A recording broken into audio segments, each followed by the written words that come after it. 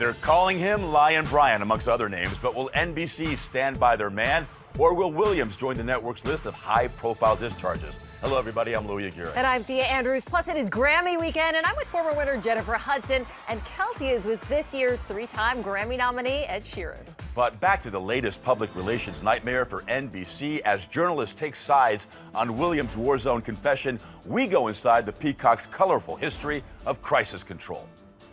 One of the biggest names in media is fighting for his reputation. This controversy threatens to tarnish the reputation of America's #1 news anchor. And this New York Post cover brings that sentiment home, calling him the man with a nose for news. Gathering storms from coast to coast. No mention of his scandal last night, but he reportedly apologized to his staff today, and NBC is now conducting an internal investigation into the war zone fabrication. Wiliiams says the helicopter part was true, but it was a coin-operated helicopter outside of a Chuck E. Cheese.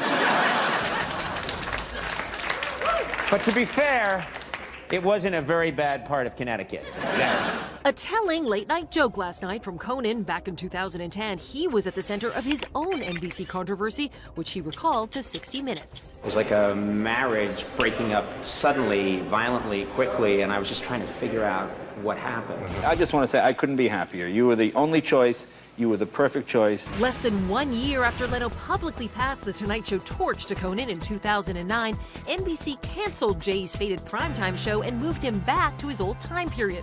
This was in the midst of Conan's own struggling Tonight Show ratings. Did you expect NBC to give you more of a chance?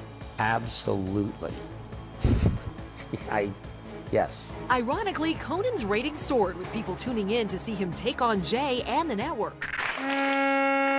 Morons, incompetent morons. He would eventually accept a reported $30 million contract buyout.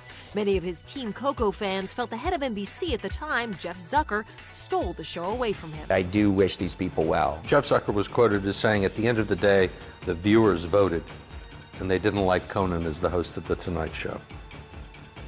Can I take back what I just said? Do you think NBC could have done something differently? Anything they did would have been better than this. This whole thing was a huge mess. In the Leno-Conan situation, it was really something NBC felt would be a private matter. Once the story's out, you have to be careful and you have to construct what you're going to say. Our public relations insider, crisis manager Wendy Feldman, also believes NBC should have learned from their mistakes when dealing with another talent shakeup, which soon followed. This is not as I expected to ever leave this couch after 15 years. Ann Curry's 2012 firing as the Today Show co-host was called messy, with Curry portrayed as the victim.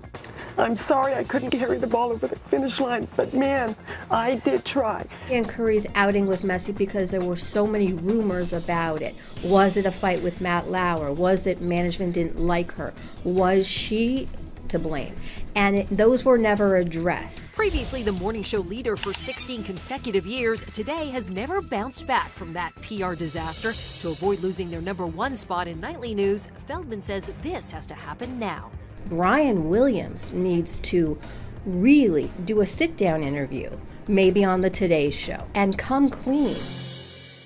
NBC needs to get Olivia Pope on the phone stat, but I gotta say, I'm pretty impressed with how stress-free Wiliiams appears to be during all this, at least publicly. Yeah, there were pictures of him at the New York Rangers game on Wednesday night, just laughing it up with Tom Hanks. And speaking of Tom Hanks, it looks like he got some social media love. Yes.